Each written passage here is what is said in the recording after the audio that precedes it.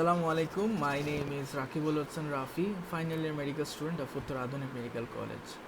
So third ইয়ারে আমাদের সবার যে কোয়েশ্চেনটা থাকে যে ভাইয়া থার্ড ইয়ারটা কীভাবে ইউটিলাইজ করবো, আমাদের তো অনেক বেশি পড়া।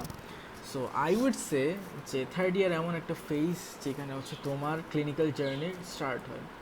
সো ক্লিনিক্যালি কীভাবে থার্ড ইয়ারে ভালো হওয়া যায় বা ক্লিনিক্যালি কীভাবে হেড স্টার্ট করা যায়, that is the most important thing.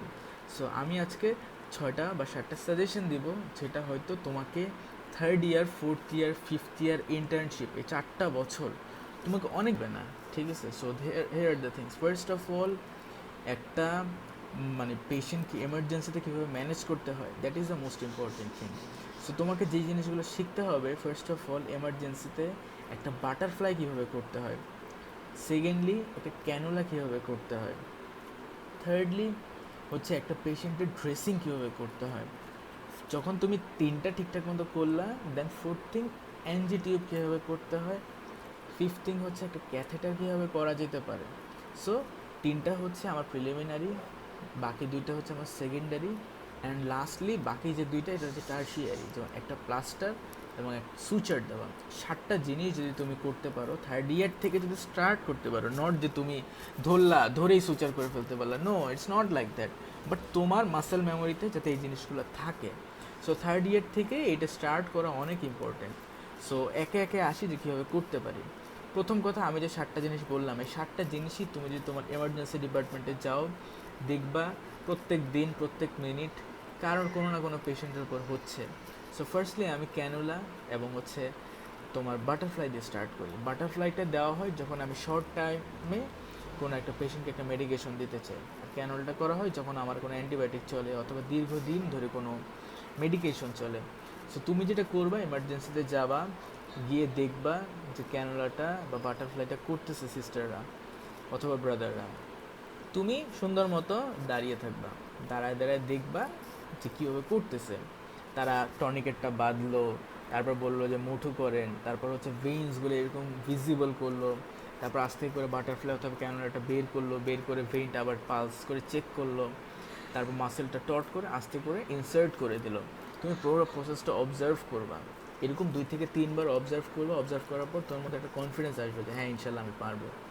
Fourth টাইমে তুমি তোমার যে ব্রাদার অথবা সিস্টার আছে, তুমি তাকে বলবা যে আপু ভাইয়া, আমি তো আসলে একটা থার্ড ইয়ার স্টুডেন্ট এইখানের, আমি তো একটু শিখতে চাচ্ছিলাম, আমার তো আপনার প্রসিডিউরটা দেখে মানে আমি খুব এখন কনফিডেন্স লাগছে যে ইনশাল্লাহ পারবো, আপনার যদি আমাকে এটা করার সুযোগ দিতেন। If you talk them with politely, they will definitely give you the opportunity. So তুমি খুব পোলাইটলি যদি তাদের আস্ক করো, বলবো যে হ্যাঁ ভাইয়া দেন, তখন তুমি নিয়ে বিসমিল্লাহ বলে সুন্দর মতো ইনসার্ট করে ফেলবা, কিচ্ছু হবে না, কোনো কোনো টেনশন নাই, কোনো ভয় নাই, এগুলাতে টেনশন ভয় কিছু নাই। লাইফে যারা বড় বড় সার্জন হয়েছে অথবা বড় বড় ডক্টর আজকে যারা আছে, সবার কিন্তু স্টার্ট কোনো না কোনো পেশেন্টের উপর হয়েছে অথবা কারো না কারোর উপর হয়েছে, অথবা তারা ডামির উপর করছে। সো তোমাকে তো অ্যাটলিস্ট ট্রাই করতে হবে, তোমাকে তো আইস ব্রেকটা করতে হবে। ওয়ান্স ইউ হ্যাভ ইনসার্টেড, তোমার যখন লাইফের ফার্স্ট ক্যানুলা অথবা বাটারফ্লাই করা হয়ে যাবে, you will get the confidence. তুমি লাইফে আর কখনো শেকি অথবা তোমার লাইফে কখনো তুমি হেজিটেট ফিল করবে না। সো তোমাকে ফার্স্টলি কারেজ নিয়ে কাজটা করতে হবেই হবে, যা হওয়ার হোক, যা কমপ্লিকেশন হবে হবে, কোনো প্রবলেম নাই। মানে everyone is there to manage the complication, কিন্তু তোমাকে সাহস নিয়ে কাজটা স্টার্ট করতে হবে। কাজটা যদি স্টার্ট করো, দেয়ার ইজ 50-50 চান্স যে তুমি সামনে আরও অনেক কাজ করার সুযোগ পাবা, বাট যদি কাজটা স্টার্টই না করো, তুমি তো সুযোগই পাবা না। So here are the 2 things, কীভাবে ক্যানুলা একটা বাটারফ্লাই করতে পারো। থার্ডলি হচ্ছে ড্রেসিং। ড্রেসিং তো অহরহ এরকম সেম প্রসিডিউরভাবে 2-3বার দেখবা, দেখে বলবা যে আমাকে একটু কাজটা করতে দেন, দেন সেই তোমাকে গাইড করবে যে কীভাবে করবা না করবা। সো এই 3টা জিনিস এমার্জেন্সিতে তুমি অহরহ পাবা। দেন একটা এনজি টিউব এবং একটা ক্যাথেটার, এই 2টা জিনিস তুমি মেডিসিন ওয়ার্ডে যাও, সার্জারি ওয়ার্ডে যাও, ইন্টার্ন ভাইয়া আপুরা অলওয়েজ করে। তুমি যদি ইন্টার্ন আপু ভাইয়াদের সাথে থাকো, একটু বলো যে ভাই আমি শিখতে চাই, আমাকে একটু দেখতে দেওয়া যাবে কিনা, করা লাগবে না, দেখতে দেওয়া যাবে কিনা। এরকম তুমি 2 দিন 3 দিন জাস্ট দেখলা, দেখার পরে একদিন বলা ভাই আমি একটু করতে পারি কিনা, দেখবা তখন সে তোমাকে নিজেই ছেড়ে দিচ্ছে যে আচ্ছা তুই কর, অথবা তুমি করো। তো এইভাবে করে তোমার এনজি টিউব আর ক্যাথেটারটাও শেখা হয়ে গেল। লাস্টলি প্লাস্টার, যেটা অর্থোপেডিক্সে যাবা, অর্থোপেডিক্স ডিপার্টমেন্টের যারা মামারা আছে দেখবা প্লাস্টার করতেছে, আর প্লাস্টার একজন করা জীবনেও পসিবল না, তোমার যদি মানুষ বেশি থাকে তাহলে খুবই ভালো হয়, কারণ তোমার লিম আপলিফট করতে হয়, ইমোবিলাইজ করতে হয়, অনেক স্ট্রেংথের প্রয়োজন। সো তুমি গিয়ে নিজের স্বেচ্ছায় মানে ধরবা, হাতে হোক বা পায়ে প্লাস্টার করে হোক তুমি ধরবা, এরকম 2-3 বার অ্যাসিস্ট করার পরে তারা তোমাকে বলবে যে আচ্ছা তুমি এই জিনিসটা করো, মানে অ্যাজ আ গ্র্যাটিটিউড অথবা as a token of gratitude হিসেবে। সো তোমার খুব ইজিলি তুমি প্লাস্টার জিনিসটা শিখে যেতে পারবা অর্থোপেডিক্সে গেলে।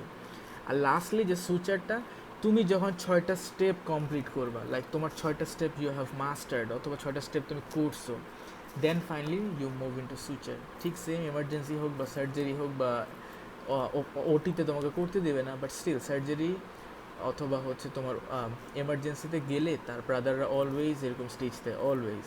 সো তুমি এরকম 2-3 দিন অবজার্ভ করবা, ইউটিউবে কিছু ভিডিও দেখবা, অ্যান্ড মোস্ট ইম্পর্টেন্টলি একটা প্যাড পাওয়া যায়, আমি প্যাডের লিঙ্কটা দিয়ে দেবো, প্যাডের উপর প্র্যাকটিস করবা। এরকম যদি তুমি 8-10 দিন, 12 দিন, 15 দিন প্র্যাকটিস করো, একদিন সাহস করে পেশেন্টের উপর করবা, ইনশাল্লাহ ইনশাল্লাহ ইনশাল্লাহ অবশ্যই তোমাকে যে স্টিচটা হবে।